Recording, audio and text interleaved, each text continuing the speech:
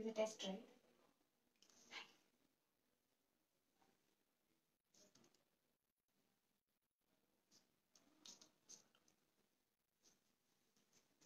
Hello everyone. Today we are here at Aster CMI Hospital, and with me I have Dr. Umesh Srikantha, Head of Neuroscience Department and also our expert for today, who is going to speak on one of the most common topic which we all are facing in day-to-day life. Yeah, that's lower back pain.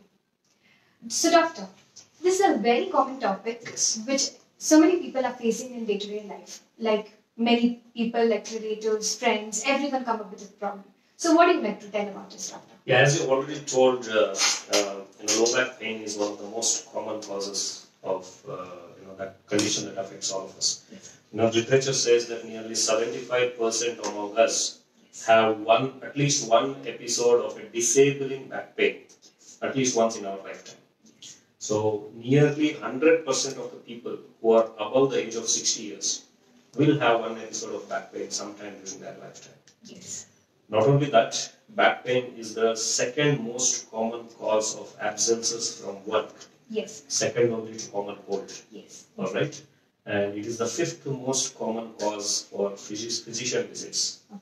And overall, if you take all the surgical cases, it is the third most common cause for surgery. Okay.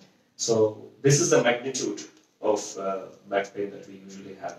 So that is why it is very important to identify back pain in its early stages, okay, so that we can take adequate preventive measures that it doesn't progress to an extent where it becomes uncontrollable yes, and lands up in something like surgery or yes, in those kind of conditions. Yeah. So it is always advisable to recognize and treat back pain when it is small, when it is mild, when it is not yet causing kind of complications. Okay.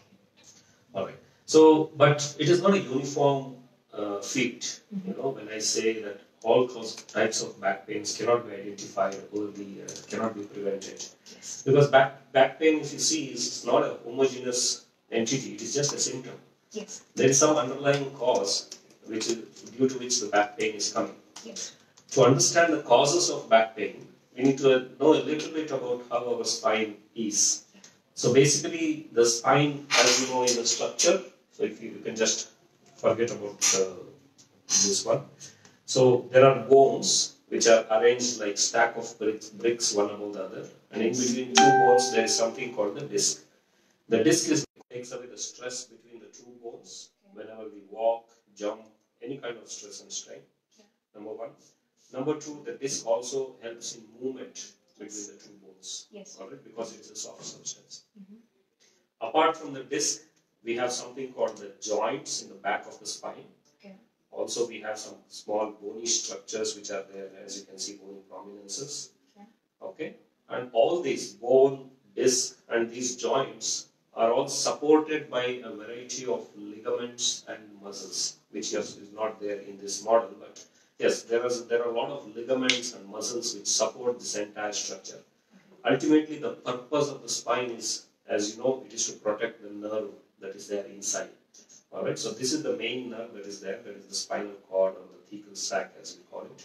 And these are the nerves which come out at every level, which go into our leg or something like that. Because this is a low back specimen, these nerves will be traveling to the leg in order to supply one group of muscles or anything like that. Okay. So as you can see, because there are so many structures in the spine, mm-hmm, pain can also arise from many of them. yes, Alright, it can arise from the bone, diseases of the bone, it can arise from diseases of the disc, it can arise from diseases of the joints, it can be due to the paraspinal musculature, the muscles, ligaments, and also it can be due to diseases of the nerves. So it is important for us to identify where the pain is actually coming from.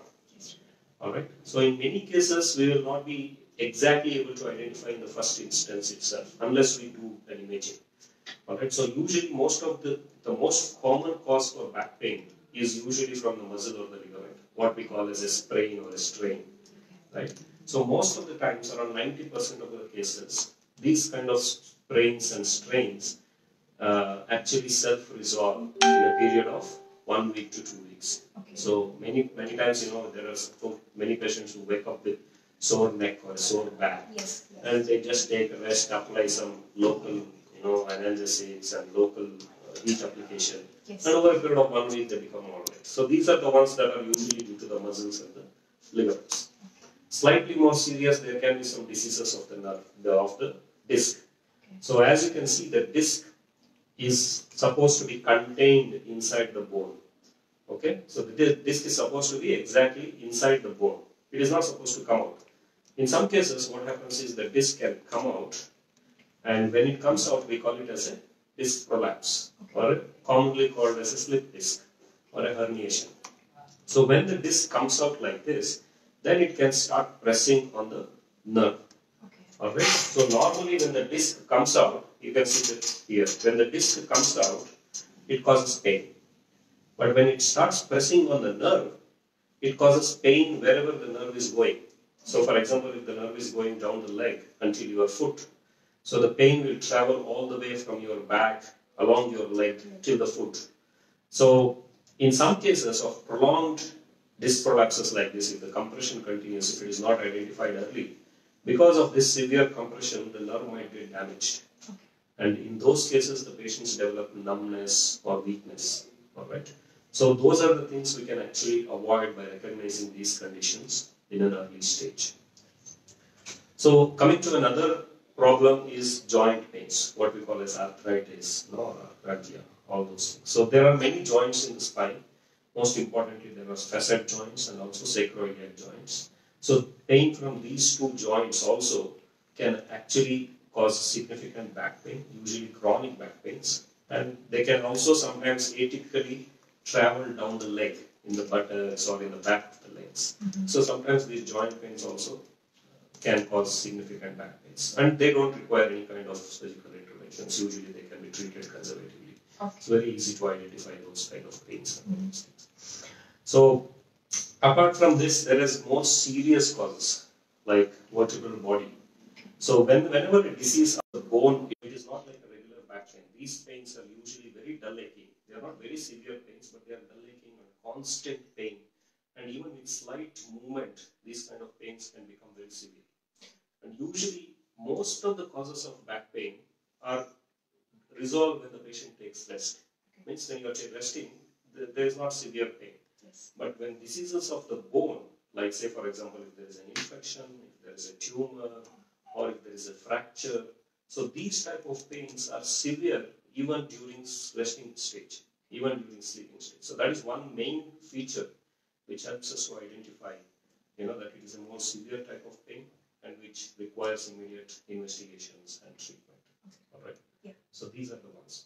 So many people might ask, okay, I have told so many causes of back pain, and we develop back pain so many times, So how do you recognize? How do you know when to visit the doctor? How do you know I can neglect this type of pain? I don't know this, I need to go to the doctor. So usually we see a pain, whenever we say, if we check only pain, a pain that is not resolved even after 1 week. Okay, if it is coming down, it has come down by 50-60%, but it is still there, that you can still wait. But some pain that is not coming down at all, even after 1 week of conservative treatment, taking analgesics, taking rest, all those things. If it is not come down even after 1 week, then you should just go see a doctor.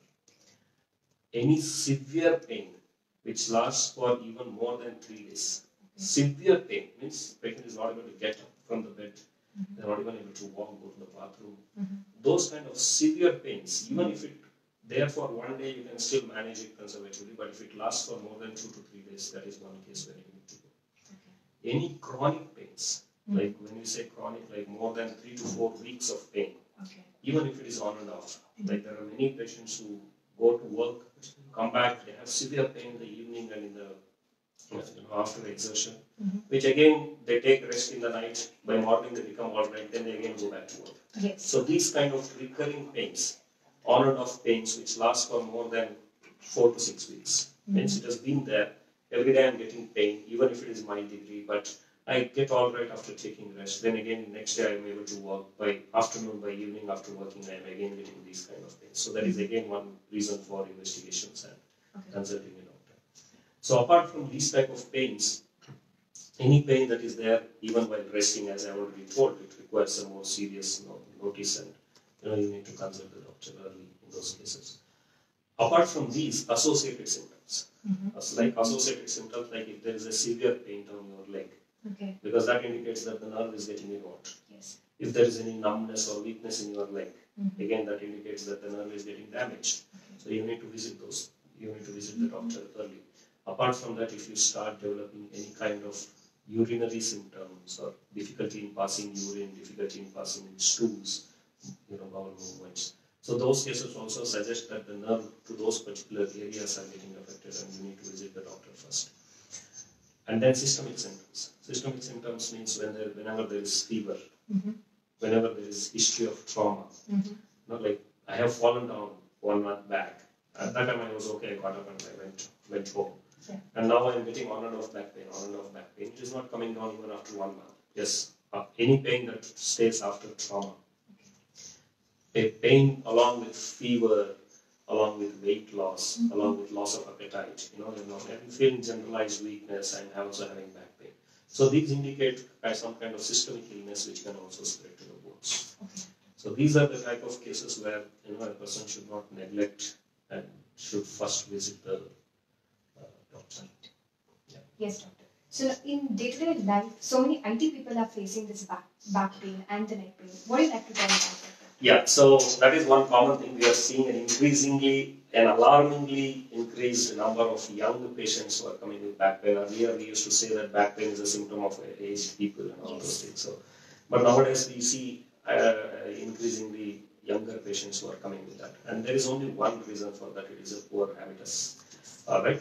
So, most of these pains fall into the category of what we call as postural back pains. You see, nowadays, the trend is that people travel for a long distance to work.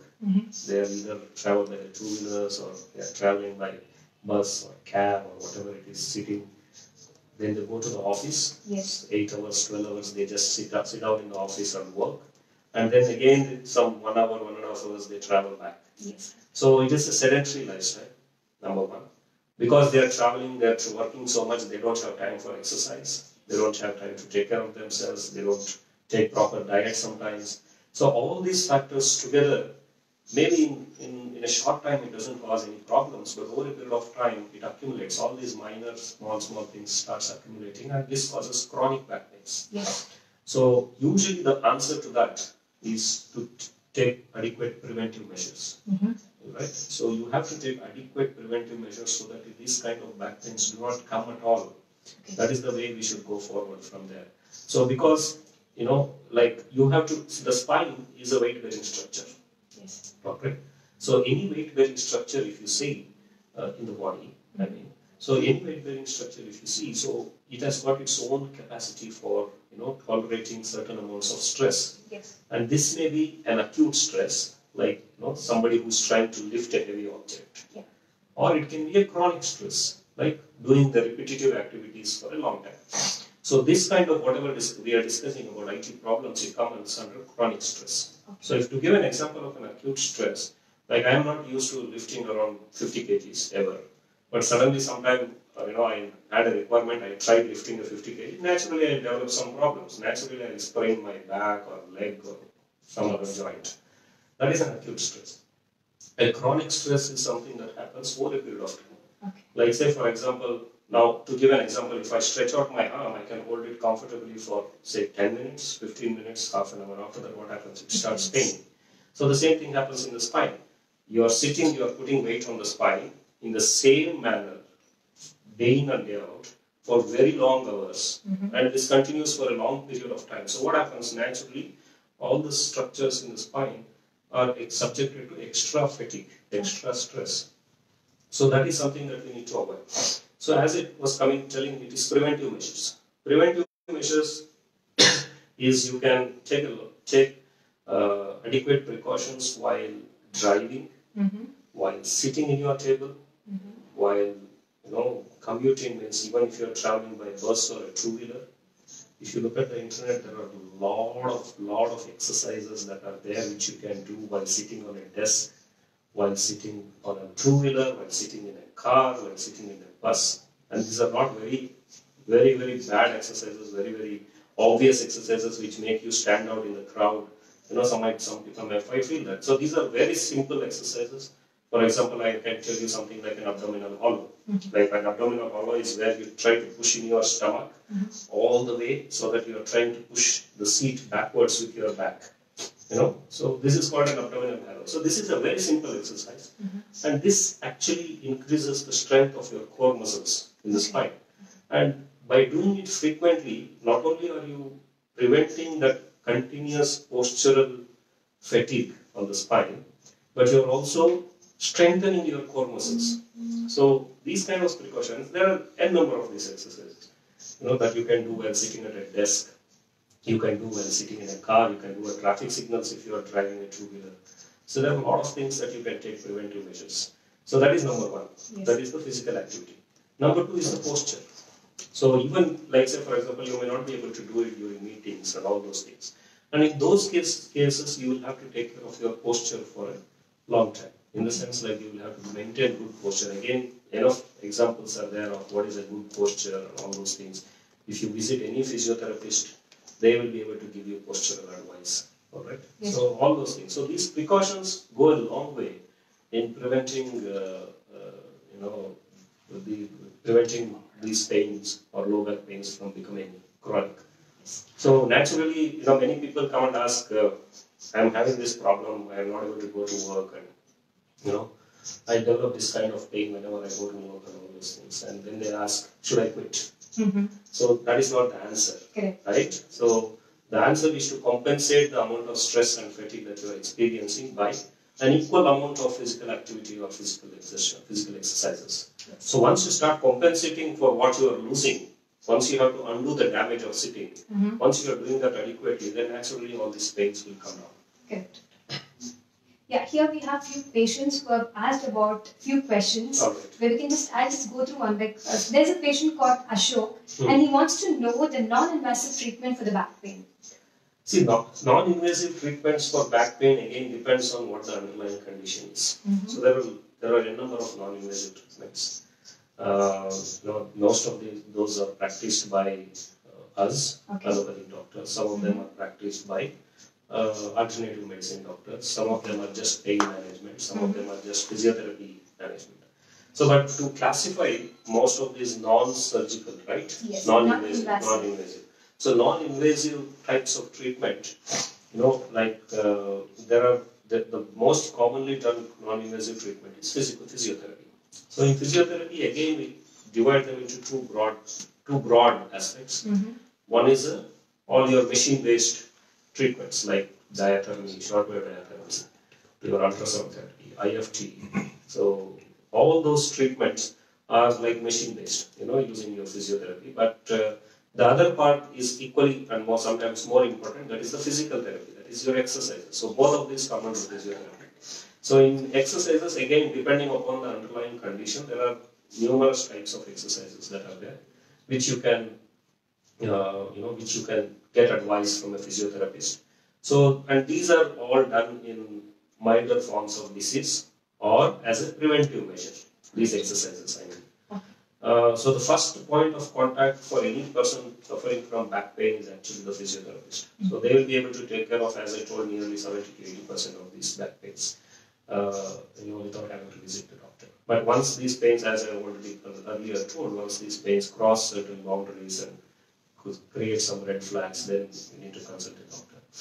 The other non-invasive form of treatment recommended taking tractions for low back pain and all those things. But nowadays, frankly speaking, we don't recommend tractions anymore because and some might cause more harm than benefit. So once you have diagnosed what underlying cause is, then yes, then in some selected cases, tractions may be beneficial, but it has to be a very strict selection criteria.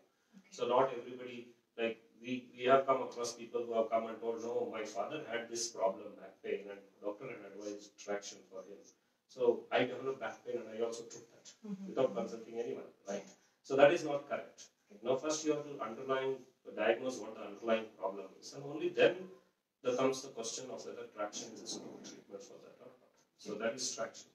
The third is there are a lot of machines available nowadays. Like, there are machines of DRX and all those things, which ultimately cause some kind of distraction in the spine by a non-invasive method. Like they just tie, it's like a traction only, but they are created by more sophisticated machines. Of course, some people do get benefit from them, but there is no evidence to say that this kind of treatment works. That means there is no medical literature to support that this kind of treatment works. And again, finding out the underlying cause is important before recommending any of those types of treatment. Yes. There's another patient called Ashish Verma. So what he has is like while playing a football, he just injured his back, but it does not hurt that enough to visit the doctor. So why should he be doing that? So he was like, he had an accident before and later it was something hurting him. Should he go and meet the doctor or he have any precautions? It entirely depends upon the severity of symptoms. Okay. So if the pain is continuous, if it is coming every time he plays football or every time he does any other kind of exertion, then yes, it has to be consulted once. But if it is a non-specific type of pain, like it comes once in a while, not related to his activity, so that you don't require actually to consult any professional. Okay. There are a couple of questions, like a patient called Vivek Nambiar. He wants to know the difference between the flexor tendon inflammation and carpal tunnel syndrome. So can you give a brief explanation about this, doctor? No, this is this problem comes in the hand. It's not related to the low back pain at all. But these conditions are totally different. Carpal tunnel syndrome and flexor tendinitis. So both of them might cause pain in the wrist, or sometimes they might cause some numbness or something in the hand. Yes. But yes, usually there are two different entities altogether. One is diagnosed clinically most often and comes under the realm of an orthopedician. And the second one, carpal tunnel syndrome, usually is diagnosed by something what we call as a nerve conduction study. And that treatment again for both of these treatments are separate. So if there is a doubt in the diagnosis of these two, I think it's better he consults a professional and finds out exactly which of these two it is. Yes.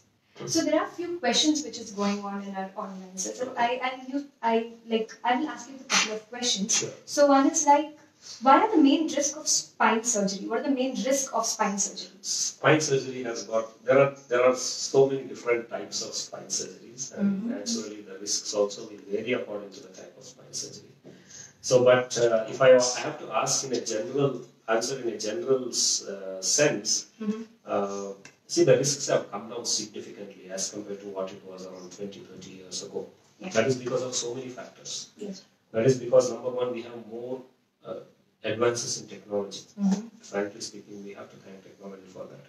And nowadays, we can monitor how your nerves are behaving during the surgery. Like we have something called an intraoperative neuromonitoring, which will help us to identify if there is any damage that is happening to the nerves, to the spinal cord or to the nerves, without our knowledge. Like there are machines which are able to detect those kind of signals and able to warn us before actually any kind of damage happens. The second type of technology development is what we call as navigation and 3D imaging and all those things. So again, there, while we are putting in screws into the bones, into the pedicles there, so in those cases also these these machines guide us exactly which is the correct trajectory to take, all those things. So the chances of putting a misplaced screw, putting a wrong screw in the wrong place, is much less nowadays than what it was earlier. Apart from this, we have so many advances, the training has increased in a significant extent, the number of, the type of cases that we are seeing has increased. And overall, all these things have combined to all these things. The effect is that there is there are better outcomes after these kind of spine surgeries. All right. So, but I would like to say, if you are considering that the risk of spine surgery, in any kind of surgery, there will be some risks like infection, that like bleeding, paralysis and all those things. But again, as I said, the chances of these complications happening are significantly less. And in routine cases, it is nearly negligible. Only in complicated cases where there is already severe compression on the spinal cord, when there is already significant damage to the spinal cord. So in those cases, the risk is slightly higher than in cases where the compression or the the complexity of the case is not too much. So that should also prompt someone to think, to say that if there is a disease process and in early stages if it is treated, the risk of these kind of surgeries is significantly less than when you treat this in the later stages. In advanced stages, again, the compression would have increased, the disease pathology would have increased, and in those cases, in advanced stages, the risk increases. So there are a lot of patients who come to us, whenever we advise surgery, they tell, no, I want to wait. I'll see what happens for the next few years, and then I'll see. So we always warn them, we always counsel them, we tell them, that, yes, it's not like the disease is going to stay the same if you start waiting. Yes. In some cases, yes, it might come down, but in some cases, it might progress. It might cause more damage over a period of time. Thank you, doctor, for that. So one more have asked one question. So he does 250 sit-ups weekly thrice, but after his back has burning sensation. So why is that causing?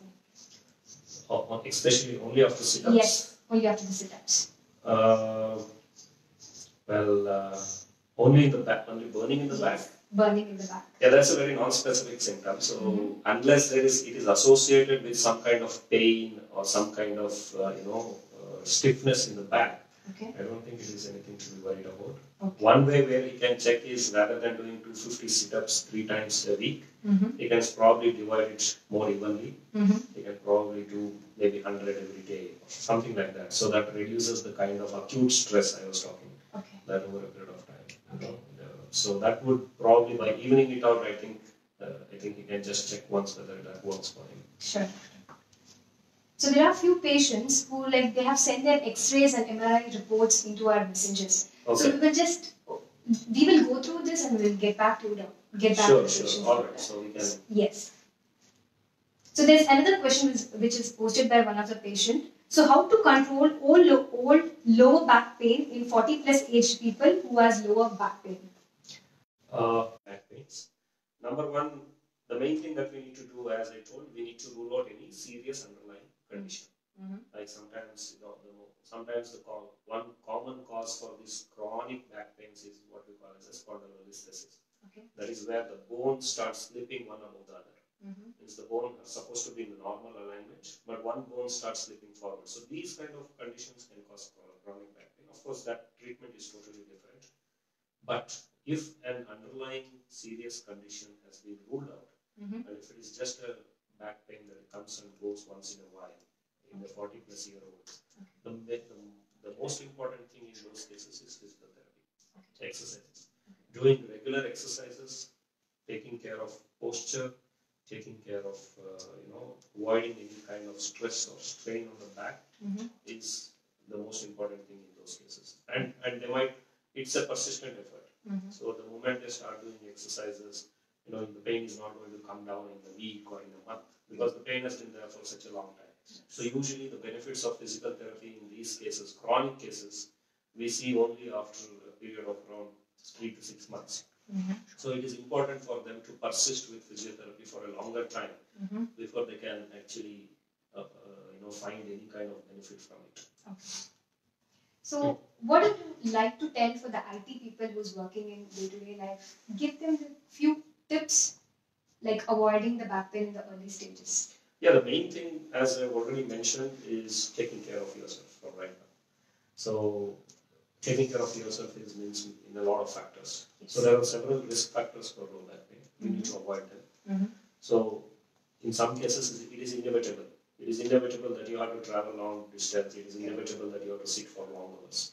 But as I told, during these activities also, you can take a lot of it. Can be done by riding the bike or riding the car or in the bus, or all those things are out of the purview of this discussion.